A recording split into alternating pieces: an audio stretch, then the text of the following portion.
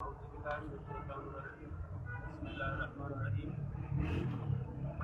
صحافی حضرات، سب سے پہلے میں آپ صحافی حضرات کا شکریہ ادا کرتا ہوں کہ آپ لوگ ہمارے پریس کانفرنس کو کوریج کرنے کے لیے آئے۔ ہم امید کرتے ہیں کہ آپ لوگ ہماری آواز کرنا۔ معزز صحافی حضرات، میرے والد علی اصغر کو فوجی ڈکٹیٹر پرویز مشرف کے دور میں پہلی مرتبہ جون 2000 میں خفیہ اداروں کے اہلکاروں نے جبری طور پر لاپتہ کر دیا اور اس کو 14 دن کے بعد چھوڑ دیا، اور دوسری مرتبہ 18 اکتوبر 2001 کو اس کے ایک دوست محمد اقبال کے ساتھ ڈگری کالج کوئٹہ کے سامنے سے خفیہ اداروں کے اہلکاروں نے غیر قانونی گرفتار کر کے جبری طور پر لاپتہ کر دیا۔ کچھ دنوں کے بعد محمد اقبال کو چھوڑ دیا اور میرے والد تاحال خفیہ اداروں کی حراست میں ہیں، یعنی آج کے دن میرے والد کی جبری گمشدگی کو 22 سال مکمل ہو گئے۔ معزز صحافی حضرات، ان 22 سالوں میں ہم نے اپنے والد کی باحفاظت بازیابی کے لیے انصاف کے لیے بنائے گئے اداروں اور مختلف حکومتی اداروں کے دروازوں پر دستک دینے کے ساتھ ساتھ پرامن طور پر احتجاج بھی کرتے آ رہے ہیں۔ عدالت اور لاپتہ افراد کے حوالے سے بنائے گئے کمیشن کے سامنے یہ ثابت ہوا کہ میرے والد کو خفیہ اداروں نے حراست میں لیا ہے، لیکن اس کے باوجود بھی انصاف کی فراہمی کے لیے بنائے گئے اداروں نے ہمیں ملکی قوانین کے تحت انصاف فراہم کرنے میں اپنا کردار ادا نہیں کیا، بلکہ میرے والد کے کیس کو خراب کرنے اور ہمارے لیے کیس میں قانونی پیچیدگیاں پیدا کی جاتی رہی۔ اب رواں سال لاپتہ افراد کے حوالے سے 2011 میں بنائی گئی کمیشن نے میرے والد کے کیس پر سماعت اثر نو دوبارہ شروع کیا ہے۔ مطلب یہ کہ ہمیں اب والد کی بازیابی کے لیے اثر نو قانونی جنگ لڑنی پڑے گی۔ معزز صحافی حضرات، والد کی جبری گمشدگی کی وجہ سے ہمارے خاندان کی زندگی مفلوج ہو کر رہ گئی ہے۔ والد کی شفقت سے محروم ہونے اور طویل آئینی و پرامن جدوجہد کے باوجود ہمیں انصاف نہ ملنے کی وجہ سے مجھ سمیت میرے بہن بھائی اور والدہ شدید کرب اذیت کی زندگی گزار رہے ہیں۔ ہمارے خاندان کے ان تمام حالات کے ذمہ دار ریاستی ادارے اور عدلیہ ہے، بلکہ ہم یہ کہنے میں حق بجانب ہے کہ ریاستی ادارے سمیت ریاست کے انصاف کے فراہمی کے لیے بنائے گئے تمام ادارے ہمارے مجرم ہیں، ہم انہیں معاف نہیں کریں گے۔ معزز صحافی حضرات، آخر میں ہم آپ لوگوں کی توسط سے ایک دفعہ پھر ریاستی اداروں اور انصاف کے فراہمی کے لیے بنائے گئے اداروں سے اپیل کرتے ہیں کہ انسانی ہمدردی کے بنیاد پر ہمیں صرف یہ معلومات فراہم کیا جائے کہ ہمارے والد زندہ ہے یا انہیں دوران حراست شہید کر دیا گیا ہے، اور بقایا اس کیس کے حوالے سے ماما قدیر اور چیئرمین صاحب اس حوالے سے بات کریں۔ بسم اللہ الرحمن الرحیم۔ معزز صحافی حضرات، اگر کسی گھر سے کوئی بندہ جبری طور پر لاپتہ ہوتا ہے تو یہ حقیقت ہے، ان کو پتہ ہے کہ اپنی پیاروں کی جبری کیا ہوتی ہے۔ یہ کرب اور اذیت سے ہمارا خاندان گزشتہ 22 سالوں سے گزر رہا ہے۔ میرے والد محترم غازی محمد صاحب یہاں پہ بیٹھا ہوا ہے، آپ یقین جانو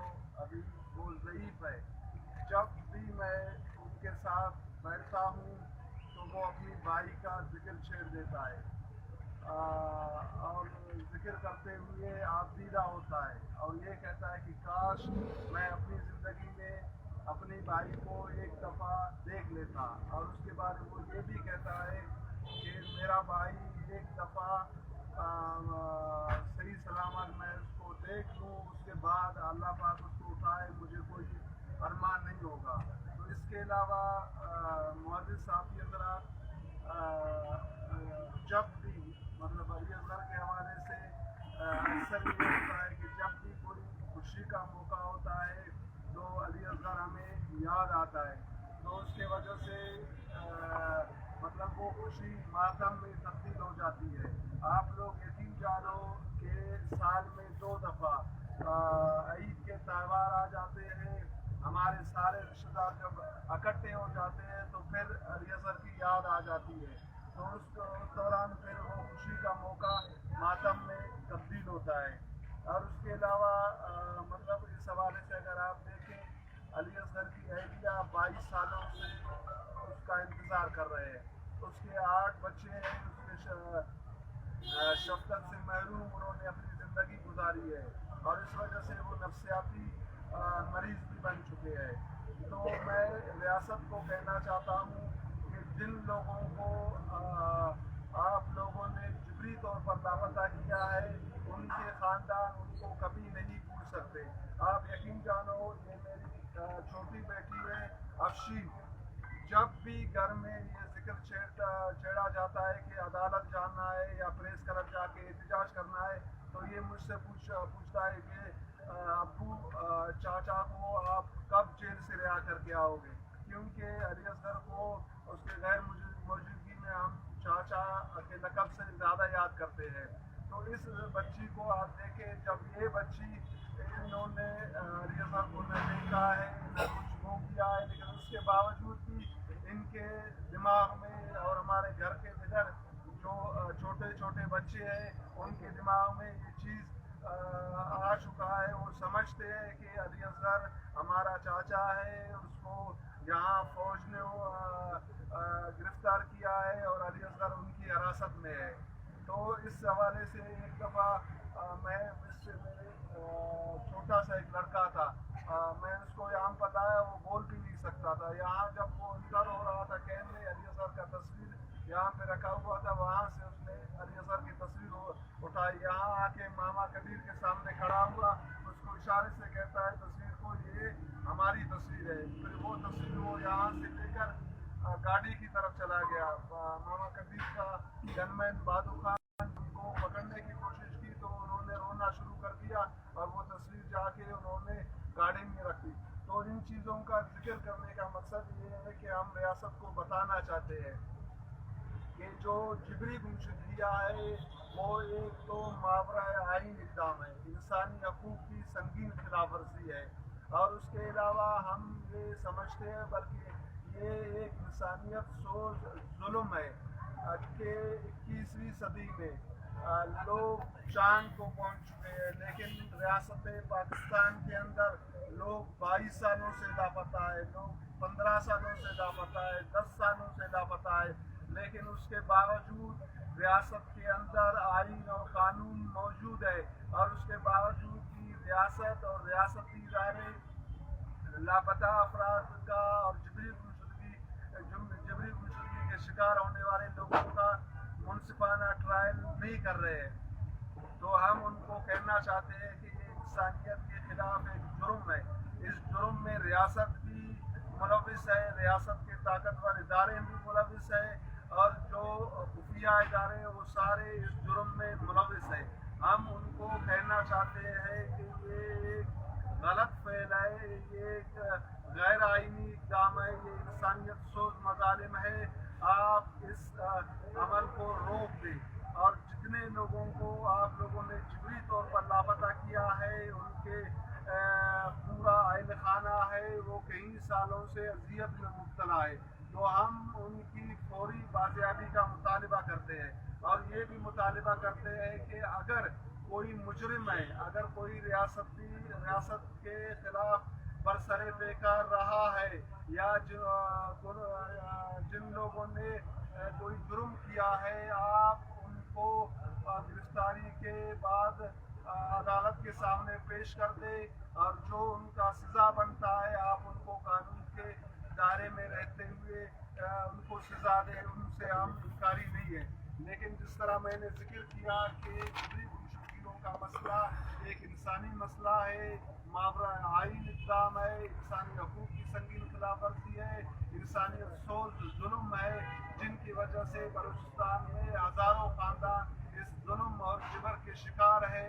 اور اپنی جو ان کی زندگی ہے، جس طرح ہمارے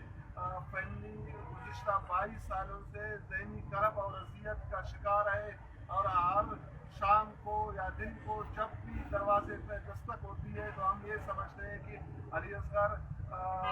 شاید علی اصغر ہوگا، کیونکہ ہمارے گھر میں علی اصغر کے بعد بھی تقریباً 5-6 ڈیتھس ہوئے ہیں اور ان سے نوجوان لوگ مرے ہیں، لیکن ان کی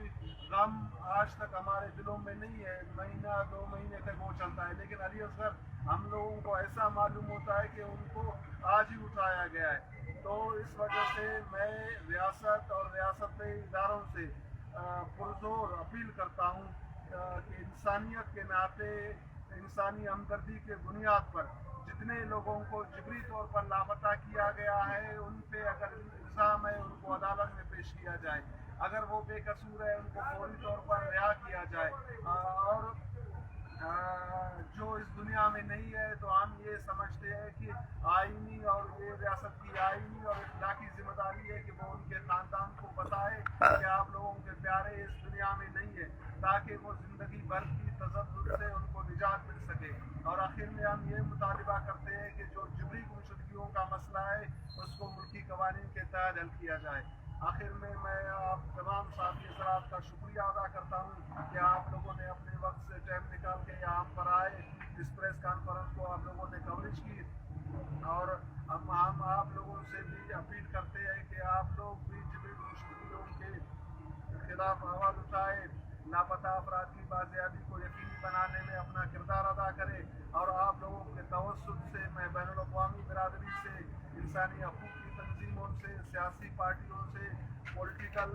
پارٹیوں سے، طلباء تنظیموں سے، سول سوسائٹی سے اور تمام ذی شعور انسانوں سے میں یہ پرزور اپیل کرتا ہوں کہ اس انسانیت سوز مظالم کے خلاف بھرپور آواز اٹھائے، اور جو لاپتہ افراد کی بازیابی میں اپنا کردار ادا کرے، اور جبری گمشدگیوں کا جو مسئلہ ہے اس کو ملکی قوانین کے تحت حل کرنے میں اپنا کردار ادا کرے۔ آپ سب لوگوں کا بہت بہت شکریہ۔